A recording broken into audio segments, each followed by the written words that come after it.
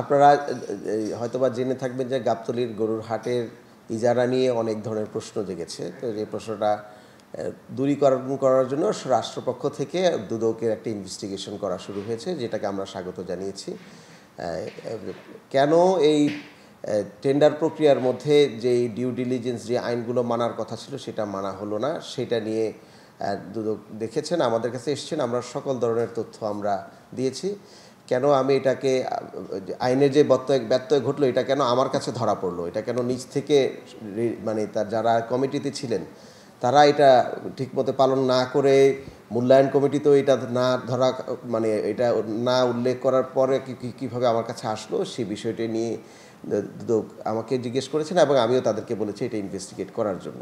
তো সুতরাং যখন আমি আমার অবস্থান থেকে দেখলাম যে এটা আইনগতভাবে হয় নাই, তখন কিন্তু আমি এটাকে স্টপ করেছি টেন্ডার প্রক্রিয়াটি, এবং আমরা এখন খাস কালেকশনের দিকে যাচ্ছি।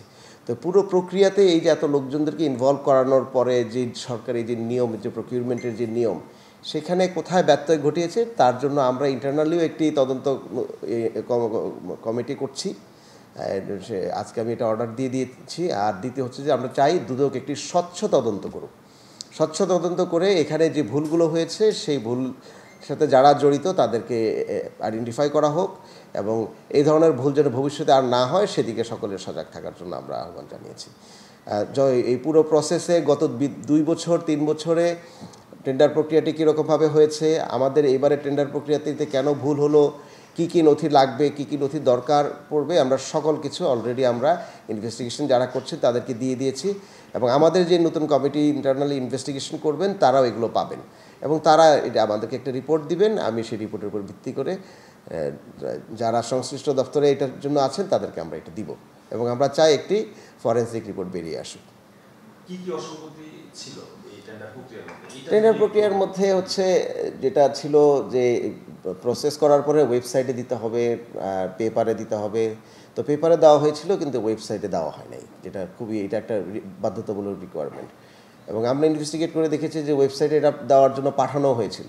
তো সুতরাং এটা রিসিভ হয়েছে কি না, বাকি প্রসেস কি, যারা এটার সাথে ডিউ ডিলিজেন্সে জড়িত ছিলেন তাদেরকে আমি বলেছি এগুলোকে তাদেরকে জিজ্ঞাসাবাদ করার জন্য। তো সুতরাং এখানে জিজ্ঞাসাবাদ করে দেখি ফ্যাক্টগুলো কী, সেগুলো আবার রিচেক করা হবে, রিচেক করে দেখা হবে এই প্রসেসগুলো ঠিকমতো হয়েছে কিনা, এবং যদি কেউ এটা ভুল করে থাকেন তাহলে সেই অনুযায়ী তাকে আইনের সামনে দাঁড়াতে হবে। তো এবং কেন এটা আমার কাছে এসে ধরা খেলো, এটা তো নিচে যারা সংশ্লিষ্ট দায়িত্বে থাকেন তারা এটা করে, সেই কমিটিটা এটা করে আসা উচিত ছিল, তাই না?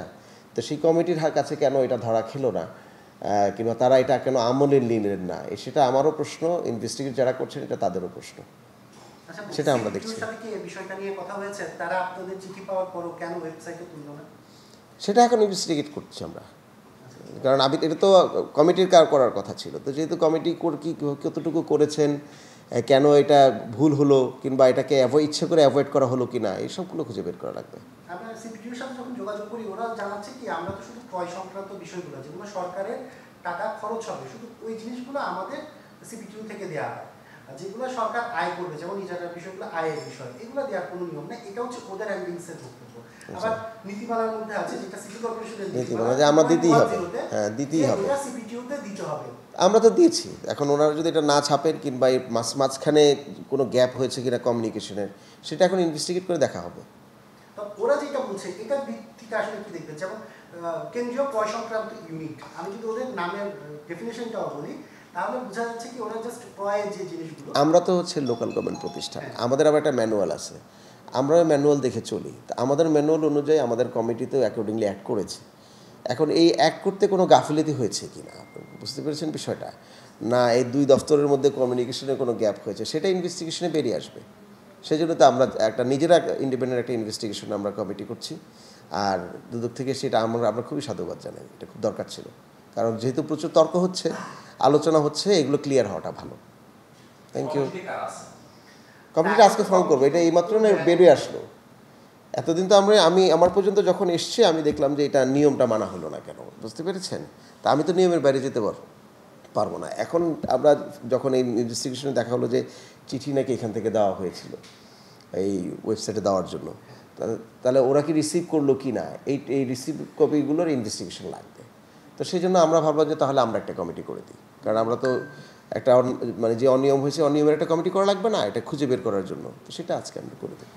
আচ্ছা, টোটাল এই মানে আপনার এই প্রক্রিয়াটার মধ্যে প্রক্রিয়াটাকে বাধাগ্রস্ত করা বা আপনাকে বিতর্কিত করা, পাশাপাশি সরকারকে বিতর্কিত করার জন্য এখানে যারা এই প্রক্রিয়াটা সম্পূর্ণ করেছেন এখানের মধ্যে কোনো ফেসিবাদের দোষ রয়েছে কিনা? শুনেন একটা কথা বলি, আমি বুঝতে পেরেছি এগুলো নিয়ে আমি শুনেন, আমি হচ্ছে রাজনৈতিক লোক না, সুতরাং আমি রাজনৈতিক বক্তব্য দিয়ে অন্যায়কে ঢাকার ইচ্ছা আমার নাই, that is quite and frank. তো সেই ক্ষেত্রে না আমি শেষ করি না, আমি বলি তো। আর দ্বিতীয় হচ্ছে যে এই ইয়ার সাথে হাটের সাথে তো অনেকে জড়িত, অনেক ইন্টারেস্ট গ্রুপ জড়িত ঢাকার, তো স্বাভাবিকভাবে তারাও ইনস্টিগেট করছেন। হ্যাঁ, আর আমরা হচ্ছে যেহেতু আমি এখানে বসেছি, আমার বিষয় হচ্ছে যে এটা আইনের বাহিরে আমরা কোনো কিছু করব না। হ্যাঁ, এবং আইনের কোনো ব্যত্যয় করে আমরা কোনো কিছু করব না, আবার সরকারের জন্য রাজস্ব না হারায় সেদিকেও আমার খেয়াল রাখতে হবে। তো সুতরাং এতটুকু আমি কনফিডেন্টলি বলতে পারি যে এবারে অন্যরা তো ব্যবসা করেই হাটে ইজারার টাকাটা পরিশোধ করেন, তো সুতরাং আমরা তাহলে কেন পারবো না? তো সুতরাং রেভিনিউ কালেকশন হবে যতটুকু এক্সপেক্ট করা হচ্ছে তার চেয়ে অনেক বেশি, এটা আমি কনফিডেন্ট।